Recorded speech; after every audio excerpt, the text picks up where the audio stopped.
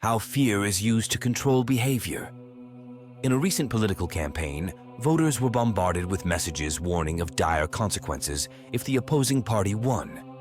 This tactic, known as fear-mongering, is a vivid example of how fear can be more than just a personal feeling. It can be a powerful tool to control how people think and act. Fear, at its core, is an emotional response to perceived danger, triggering a deep-seated survival mechanism in our minds. But beyond its role in personal safety, fear has a wider, more complex impact. It shapes our decisions, colors our perspectives, and even influences our interactions with others. This video delves into the various ways fear is wielded as a tool to manipulate behavior. We will explore its use in diverse spheres, from the halls of government to the intimate corners of personal relationships, uncovering how this primal emotion can be harnessed to sway and control both individuals and masses. Understanding fear and its psychological roots. Fear starts in our brain when we sense danger. This triggers the fight or flight response, our body's way of preparing us to either face a threat or escape from it. This reaction speeds up our heartbeat, makes us breathe faster, and sharpens our senses. While this response is crucial for our survival, it also has a significant impact on how we make decisions. When we're afraid, our choices are often driven more by the urge to avoid danger than by logic or reason. This means fear can cloud our judgment, making us see things differently, and sometimes leading us to make hasty or even irrational decisions. This powerful influence of fear on our minds and decisions is what makes it a potent tool for control. By invoking fear, individuals or groups can direct how people think and act. When we're scared, we're more likely to seek safety and comfort, often following the directions of those who promise to alleviate our fears. This section sets the stage for understanding how this instinctual response to fear can be used or misused to shape behavior and decisions in various areas of our lives. Fear in politics and governance. Fear is a common tool in politics. Politicians often use fear to influence how people vote.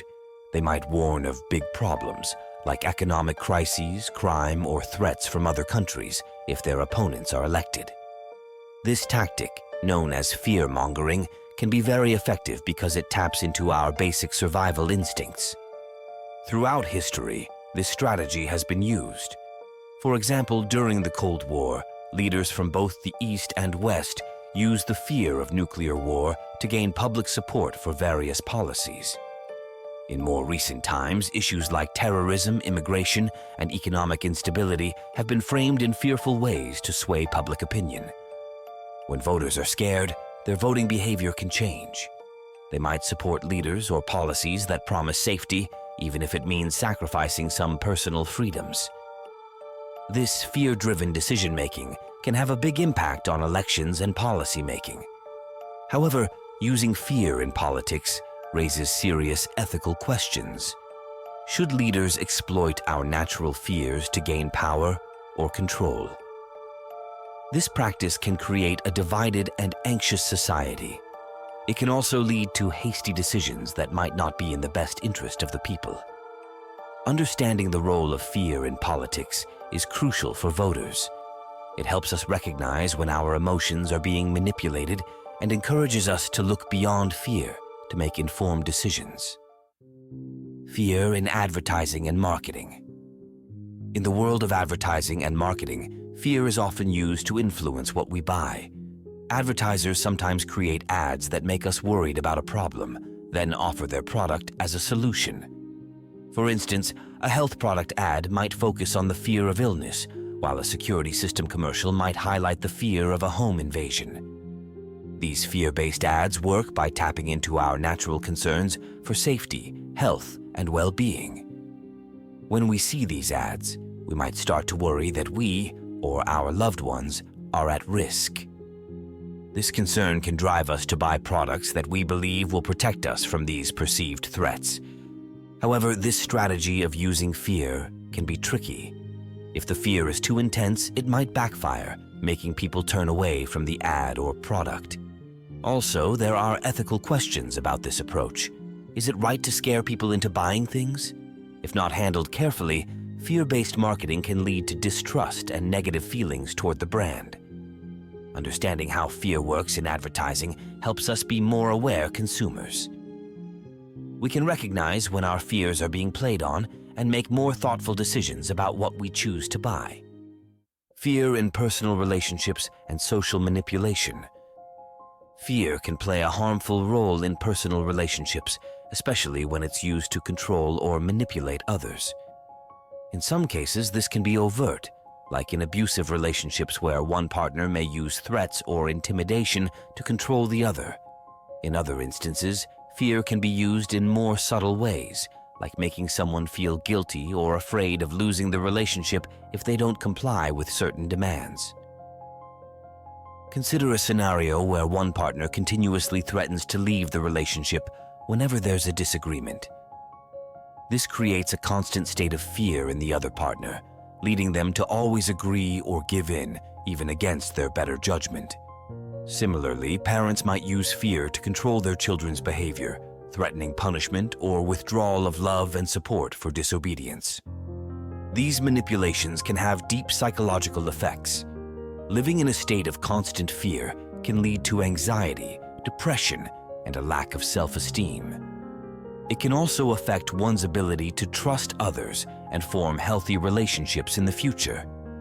To counteract fear-based manipulation in relationships, it's important to recognize the signs. These include feeling scared to express your opinion, constantly trying to please someone to avoid their anger, or feeling trapped in a relationship. Once recognized, seeking support from friends, family, or professionals can be a crucial step. It's also important to establish boundaries and communicate openly about your feelings. Remember, healthy relationships are built on respect and understanding, not fear and control. Fear in media and information dissemination. Media outlets often use fear to grab our attention.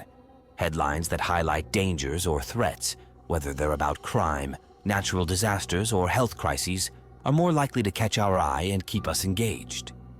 This approach, known as fear-based reporting, can shape public opinion by focusing more on alarming aspects of a story.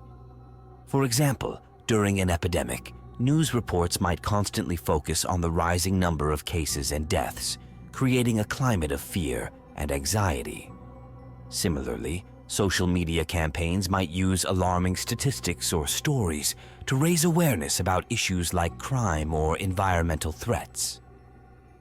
This constant exposure to fear-inducing content can have a significant impact on our perception of the world. It can make us perceive the world as more dangerous than it is, leading to heightened anxiety and changes in our behavior, like avoiding certain places or activities. To navigate this landscape, it's important to critically assess the media we consume.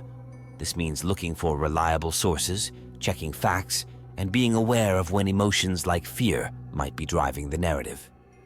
It's also helpful to balance our media diet with positive and informative content. By doing this, we can stay informed without being overwhelmed by fear. Overcoming and resisting fear manipulation. Resisting fear manipulation starts with recognizing when it's happening. This means being aware of the signs, like feeling unusually anxious or being pressured to make quick decisions based on fear. To combat this, critical thinking is key. Ask yourself questions like, is this information complete? What might be the other side of the story? How do I really feel about this situation? Developing emotional resilience is also crucial. This involves building up your ability to handle stress and fear without being overwhelmed. Techniques like mindfulness, deep breathing, and talking about your fears with trusted friends or family can help you stay calm and rational. Education and awareness play a big role in fighting fear manipulation. The more you know about how fear works and how it's used, the better you can recognize and resist these tactics.